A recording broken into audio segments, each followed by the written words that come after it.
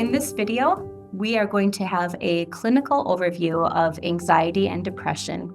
We are going to spend some time defining both diagnoses. We're going to look at the biology involved in each depression and anxiety. And we're going to end by exploring the spiritual implications of this biological information. Let's begin by defining anxiety. I am guessing many of you would agree the term anxiety is so prevalent and widely used today.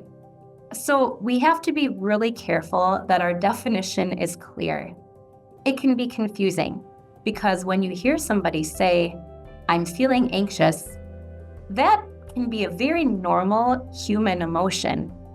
Feeling anxious can even be healthy, depending on how intense the anxiety is and how frequently you're feeling it. Anxiety can be defined as an emotion characterized by feelings of tension, worried thoughts, and physical changes. A person might feel this before a speech, before a big race, before a performance review, before anything that is important and has meaning. Anxiety at the right level can help a person be prepared and alert. It shows that an individual cares. And healthy anxiety decreases usually once you're engaged in this difficult task. That emotion of anxiety, a brief experience of anxiety, is experienced by everybody sometimes. And I even think it's a part of how God designed us.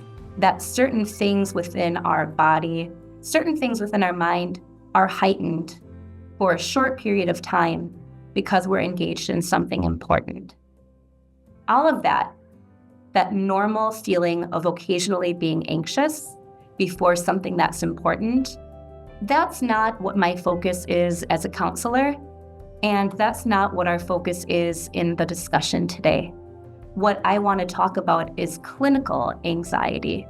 So, just to make that extra clear, the distinction between common anxiety and clinical anxiety. Clinical anxiety is different than this occasional emotion I've been discussing. It's different than worrying sometimes. Everybody does that. It's different than stress. Stress is temporary, and it correlates really clearly with specific life situations. And stress goes down, it decreases as these external situations improve. So what is clinical anxiety? Clinical anxiety is intense, excessive, and persistent worry and fear about everyday situations, which is also exhibited in cognitive, behavioral, and physical symptoms. Let's discuss a few examples of the symptom categories that I just shared. Physical changes can include things like muscle tension, surges of adrenaline, increased heart rate, rapid breathing, and just a feeling of restlessness. Behavioral changes could involve avoidance of situations, being overly vigilant, having a desire to escape and acting on that desire, or it could be something like irritability that often goes along with anxiety. Cognitive symptoms can include difficulty concentrating and difficulty controlling those worried thoughts. Within psychology, there are many different anxiety-related diagnoses. Some of the more commonly known diagnoses are generalized anxiety disorder, panic disorder, and social anxiety disorder. These differ in terms of the situations that provoke the fear or anxiety. It could be social settings, it could be public places, or it could be just specific phobias, which differ from person to person. Again, though, all anxiety disorders are different from the emotion of anxiety. And the difference is, if a person is suffering from clinical anxiety, it is persistent. The symptoms extend for a long period of time. The symptoms are excessive in their intensity, in their duration, and according to a person's developmental level. Clinical anxiety also interferes with life, with relationships, with day-to-day life, with an individual's tasks that they need to accomplish. If we combine all anxiety disorders together, that is actually the most common mental health issue in the United States. There's an annual prevalence of 19% for anxiety disorders in the US. So 1 in 5 people in your life in the United States is likely suffering from an anxiety disorder this year. Not over the course of life, but within 1 year. 1 in 5 people you know is dealing with this, is struggling with this. Now let's spend a few minutes examining what is happening in the brain when anxiety occurs. A working knowledge of the biology helps us appreciate that the individual is not faking it, and it helps us identify coping skills. To understand what's happening in the body during anxiety, it's helpful to look at how our nervous system is divided into different parts. This diagram shows the different systems. We're going to focus just on the ones that are highlighted, as these are the primary systems that respond to stress, speeding us up and getting us ready for action, or helping us recover and helping us calm down. As you can see in this illustration, the central nervous system is composed of the brain and the spinal cord. The peripheral nervous system is composed of nerves that extend outward and pass messages throughout the body.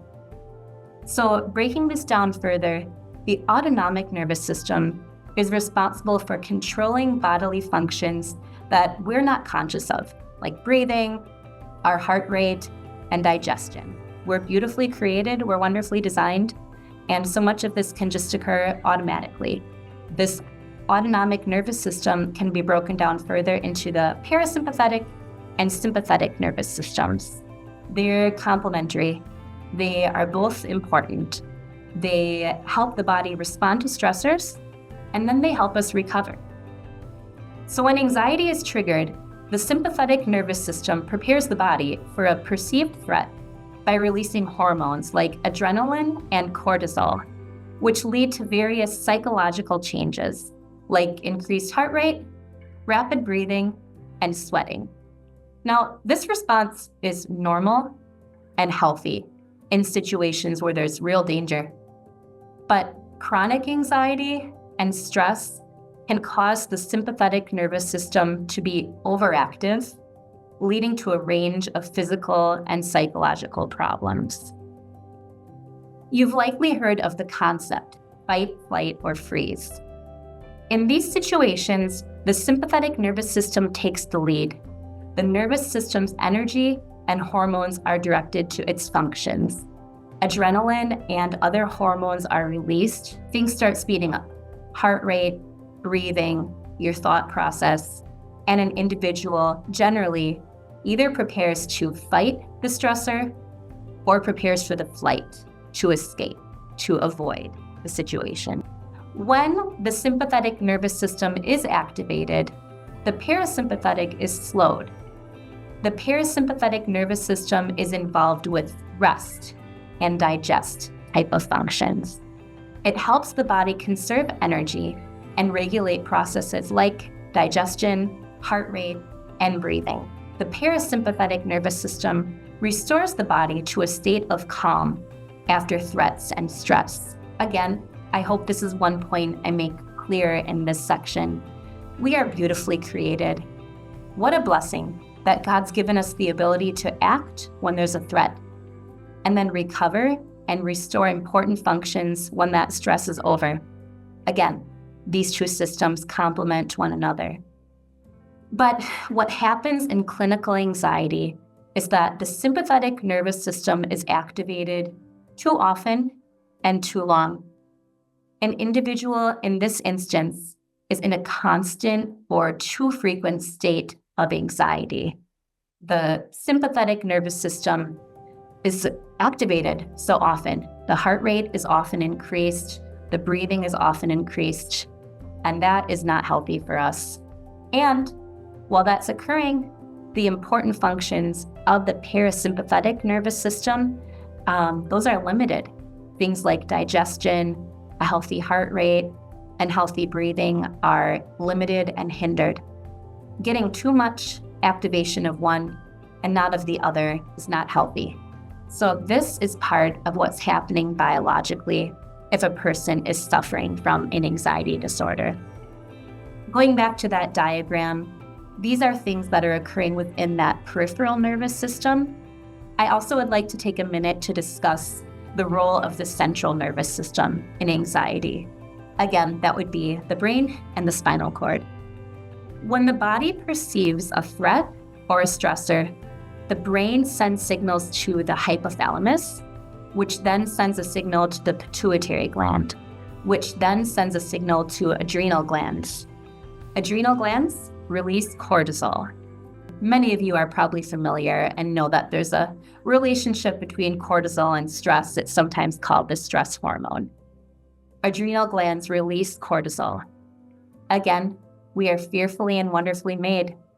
When there is real danger and an important stressful task, a real threat, cortisol is used and its level decreases.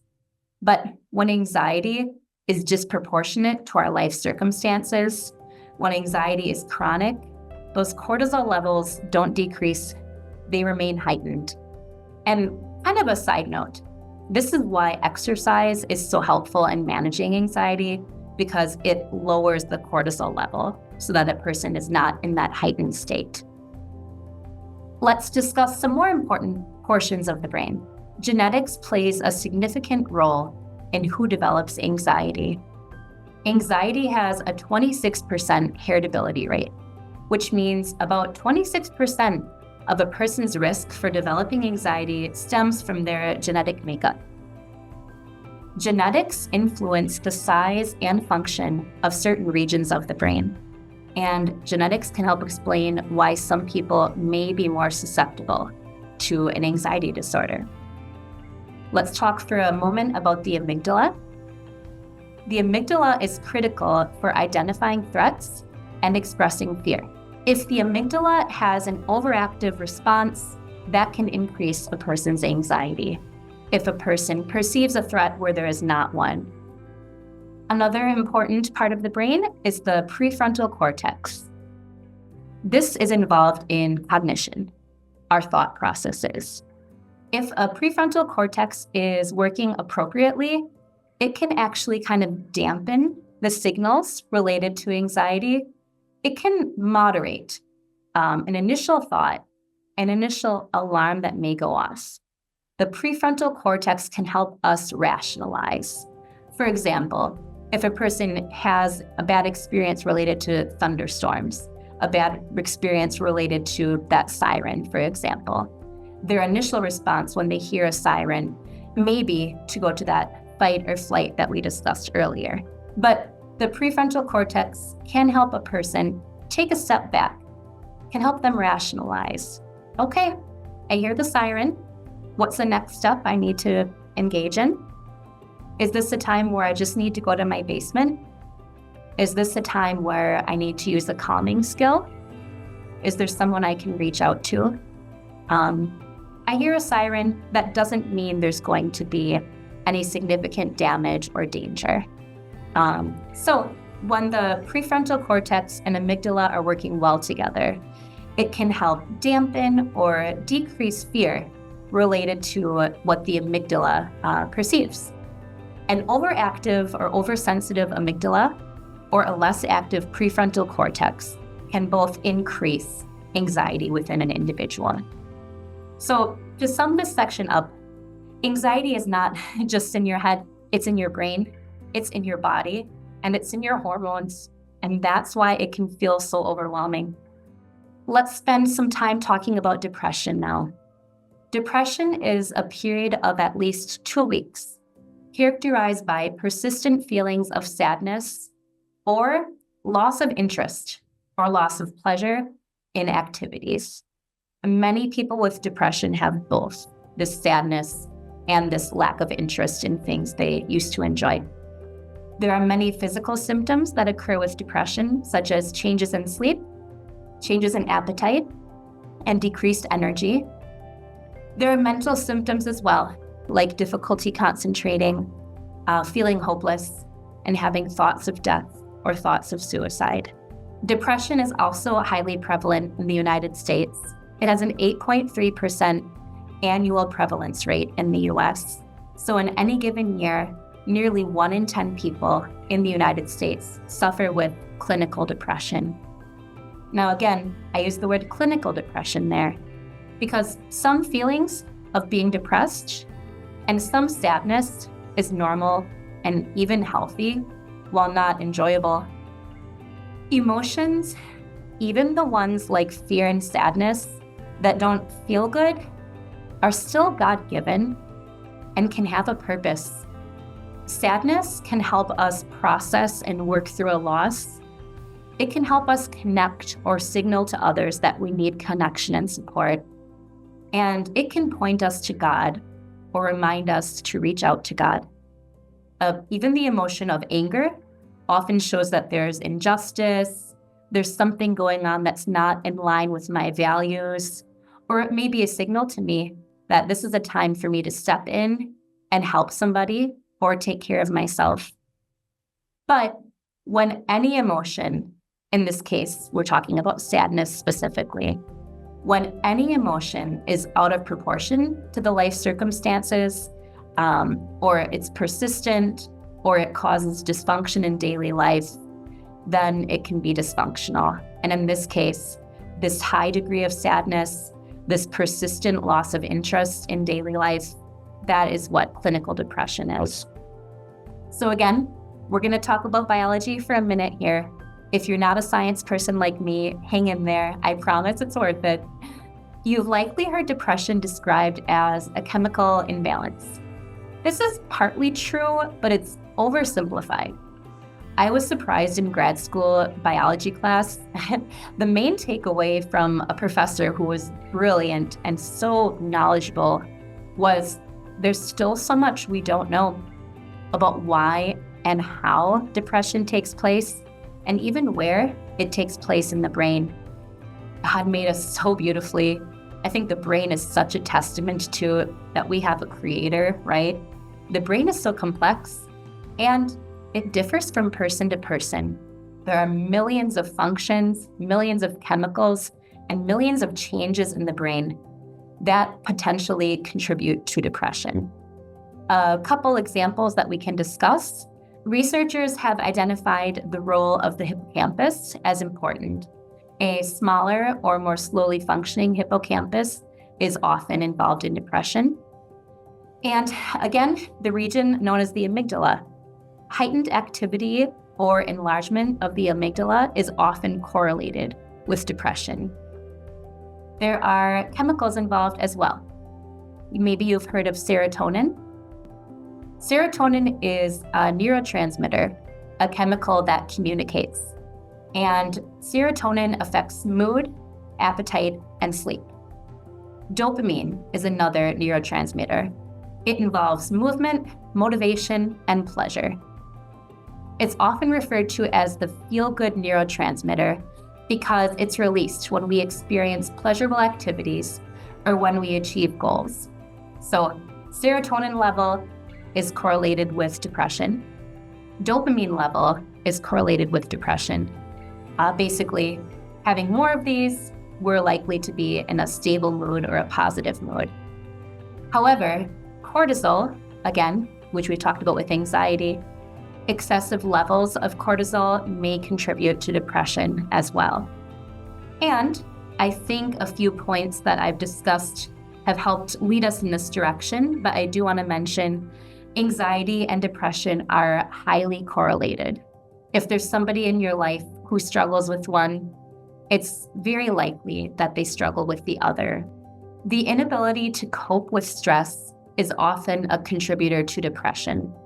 And as we've discussed, there are similar parts of the brain involved in the development of each, some similar chemicals as well. Also, it makes intuitive sense that depression and anxiety are related. If you're highly anxious for a long time, that could make you feel sad or hopeless. Or if you're depressed for a long time, you isolate yourself and then you may feel afraid to go out into the world again, or you may fall behind in things and then feel anxious about your ability to catch up. Both anxiety and depression involve a negative view of the world and the tendency to focus on the negative. With my clients, I often say, if you've heard of rose-colored glasses, you're falling in love, you're taking a trip, you put on these rose-colored glasses and everything looks beautiful and better. Depression, especially, but anxiety as well, can be like putting on these gray-colored glasses. Everything's tinted more negative than the reality. There's a tendency with both of these disorders to interpret things with a bias toward the negative. You may be wondering who is more likely to suffer from depression or anxiety.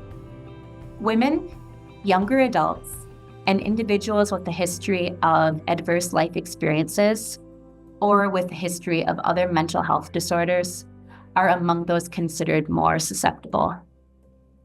There's also certain parts of personality that are correlated with developing depression and anxiety. If a person is more neurotic, more introverted, or more perfectionistic, these are traits and tendencies that can lead a person toward negative thinking, negative perception that is common within depression and anxiety. There's also life circumstances that can lead to depression and anxiety. It's not just personality, it's not just demographics, and it's not just biology. As far as depression, certainly traumatic life experiences, challenging relationships, financial difficulties, and long-term illness are all risk factors. Additionally, the loss of a loved one, significant changes in life circumstances like divorce or loss of a job, and childhood trauma all increase the risk. But not everyone who experiences these events will experience depression, and vice versa. People do experience depression without one of these major or clearly identified events as well. Situations that can lead to anxiety include stress from work, school, relationships, finances, and global events. And again, traumatic experiences, medical illnesses, and even societal pressures can contribute to anxiety and perfectionism. As we're winding down, I want to thank you all for your attention. Again, especially if biology was not your favorite subject in high school, you all get an A+ for the day in this science class, and I promise I won't be giving you a test. Why did we go so in-depth with this? Discussing brain function, discussing the nervous system, discussing the biology. First of all, I hope we can develop an appreciation for how God created us so beautifully. The complexity of the human brain points to God's wisdom, His careful attention to detail, and His brilliant design. The feelings and emotions He gave us have a benefit, even the ones that are not pleasant. And God's care comes through both spiritual and psychological help. In the mental health disorders that can develop, another reason I wanted to go so in-depth was to share information on symptoms so that you can recognize them in yourself or potentially in other people in your life. That's the first step to receiving help, is being aware of what the issue is. Another reason, closely related, if you're hearing these symptoms and realizing this sounds like you are not alone. Again, these disorders are highly prevalent in the United States. There are people around you every day who would understand, who can empathize.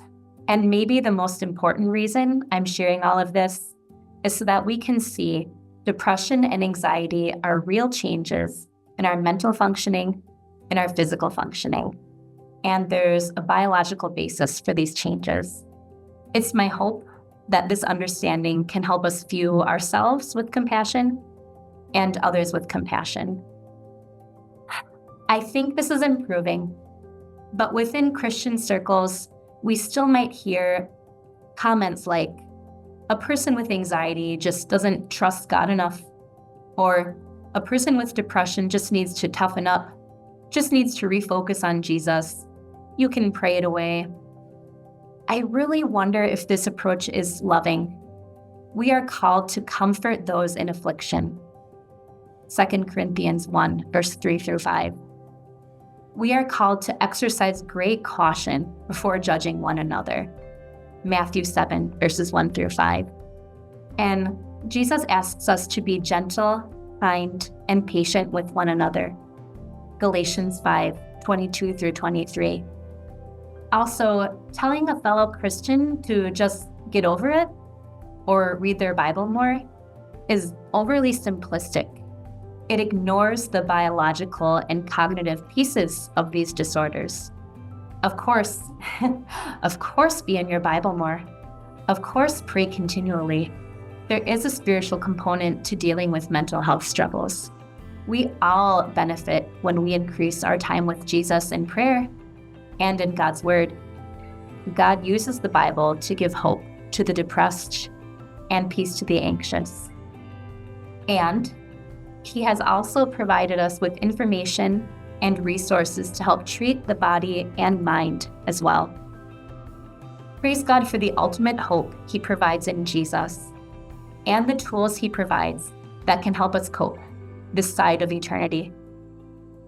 In the next section, Pastor is going to talk more about the relationship between the physiological and the spiritual as it relates to anxiety and depression.